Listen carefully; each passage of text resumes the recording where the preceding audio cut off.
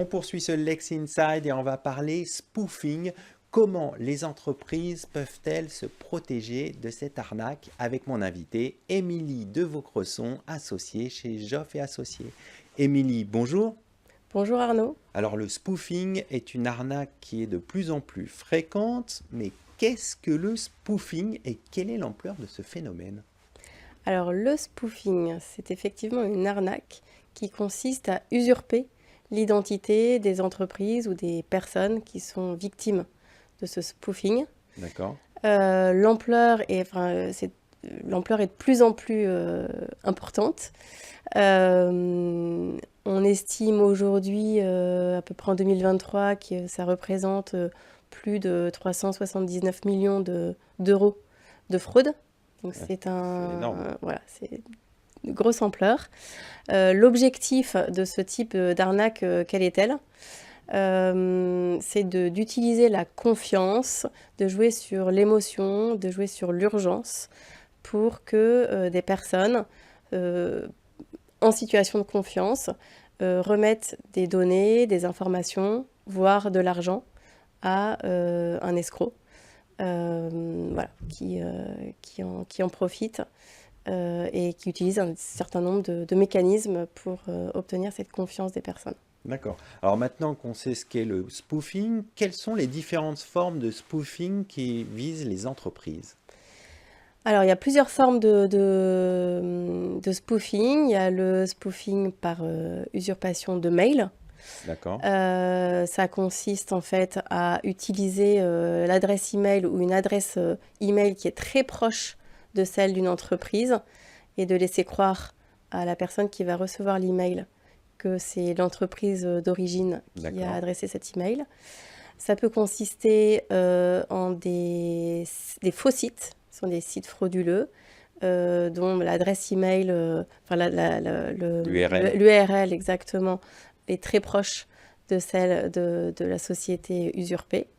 Ça peut consister également en des appels téléphoniques avec falsification du numéro de téléphone ou d'envoi de SMS, où D'accord. ça sera l'utilisation en fait du numéro de téléphone de l'entreprise d'origine. Donc par exemple, les banques sont souvent victimes du spoofing par téléphone, où l'attaquant va réussir à faire afficher sur le téléphone de la victime le numéro de téléphone de son conseiller bancaire. Donc on pense qu'on est avec son conseiller bancaire et en fait derrière c'est un arnaqueur. Exactement. Alors justement, c'est ces techniques qui peuvent permettre de gagner la confiance de la victime. Ces techniques permettent de complètement obtenir la confiance de la victime, puisqu'elle ne pense pas qu'elle est en situation ou en présence d'un arnaqueur. Et généralement, l'arnaqueur va utiliser, ce que j'ai dit tout à l'heure, une situation d'urgence. Donc soit se faire passer pour le conseiller bancaire pour laisser croire qu'il y a une situation de fraude et qu'il faut D'accord. agir en urgence et donc intervenir sur le compte.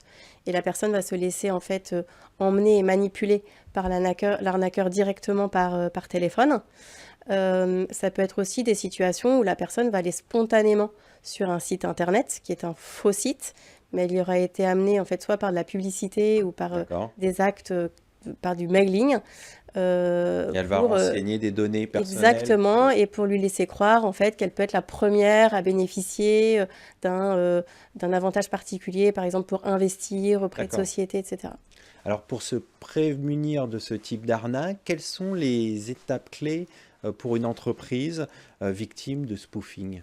Alors, quand une entreprise s'aperçoit qu'elle est victime de cette usurpation d'identité, la première chose à faire, c'est déjà de porter plainte. Plainte pénale pour usurpation d'identité. Ça peut aussi être pour contrefaçon de marque, parce que par exemple, le site D'accord. internet pourrait reproduire des logos, le nom de l'entreprise. Donc là, d'abord, c'est porter plainte. C'est inviter aussi les victimes qui remontent cette information à l'entreprise dont l'identité est usurpée, parce que parfois l'entreprise elle-même n'en a pas conscience, Bien n'en est pas sûr. informée. Donc c'est les victimes qui vont se retourner vers elle et qui vont l'informer. À ce moment-là, c'est dire aux victimes, bah, vous aussi, allez porter plainte et cette fois-ci, ça sera pour escroquerie. Et donc, D'accord, plus il y aura des plaintes pénales, déjà, plus ça va faire un peu bouger les choses. bien sûr. Il y a aussi la possibilité, en fonction du type d'arnaque, c'est de faire des procédures pour récupérer les noms de domaine frauduleux. D'accord, Enfin, il est possible de faire des signalements. Il y a des plateformes qui sont mises à disposition par le gouvernement. Donc, il y a la plateforme Thésée, aussi Phishing Initiative. d'accord. Et puis, quand on est en présence d'une arnaque par téléphone, donc l'usurpation du numéro de téléphone, là, il faut informer l'ARCEP et l'opérateur de téléphonie. D'accord. Voilà. Donc, et puis réagir promptement, j'imagine, dès qu'on a connaissance s'est fait arnaquer, il faut agir tout de suite. Il faut agir tout de suite et idéalement, on peut aussi mettre des messages d'avertissement sur le site internet pour dire D'accord. attention, voilà, on a fait l'objet d'une usurpation d'identité, mais c'est pas nous qui vous appelons directement. D'accord. Et quelle peut être la responsabilité d'une entreprise dont l'identité a été usurpée pour arnaquer des clients, si on s'en est servi pour arnaquer des clients? Alors cette entreprise, elle est victime. Donc en tant que telle, elle n'a pas de responsabilité légale, sauf si elle laisse la situation perdurer, qu'elle en a connaissance, et c'est ce que vous disiez, ben, il y a peut-être un intérêt quand même à agir vite Bien pour sûr. faire en sorte qu'à partir du moment où elle en a connaissance, qu'elle évite la propagation de cette fraude. Il y a aussi des cas un petit peu particuliers qui vont concerner les banques, où on a notamment un arrêt récent de la Cour de cassation qui, dans une affaire concernant BNP Paribas, a pu décider que la personne, le client de BNP Paribas, qui avait été finalement victime de cette fraude et Par qui avait, ricochet. voilà, et qui avait du coup fait des versements à l'arnaqueur, qu'il n'avait pas été parti, enfin en tout cas que la banque n'était pas en mesure de démontrer qu'il avait été gravement négligent. D'accord. Et donc, à partir du moment où il n'y avait pas de négligence grave de cette personne cliente de BNP Paribas a été condamné à rembourser à son client les sommes qui ont été versées par D'accord. fraude à l'arnaqueur. Donc il y a quand même une protection des clients de l'entreprise victime.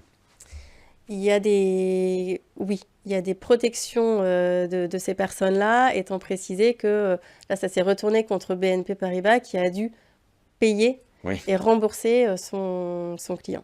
Alors justement, est-ce que l'arsenal juridique dont on dispose est satisfaisant pour contrer ces arnaques et indemniser les victimes, ou est-ce qu'il faut faire évoluer le droit? Alors, on a un certain nombre de mécanismes qui vont pas qui s'orientent pas vers l'indemnisation des victimes, mais qui cherchent à encadrer et à lutter contre la fraude elle-même. D'accord. Donc, on a une loi, en fait, la loi Negelen de 2020 sur le démarchage téléphonique, dont des dispositions sont rentrées en vigueur là au 1er octobre 2024 et qui D'accord. impose aux opérateurs de téléphonie de mettre en place un système, des mécanismes d'authentification des numéros. Ce qui signifie qu'à partir du 1er octobre 2024, si un appel est réalisé au moyen d'un numéro qui n'est pas authentifié par un opérateur, Oui. cet appel sera automatiquement interrompu. D'accord. Donc ça, c'est un moyen en fait de protéger Ça contre évite le... les usurpations d'identité dont vous avez Voilà, parlé précédemment. exactement, au moyen du téléphone. Alors pour le moment, c'est uniquement sur les lignes de téléphone fixe.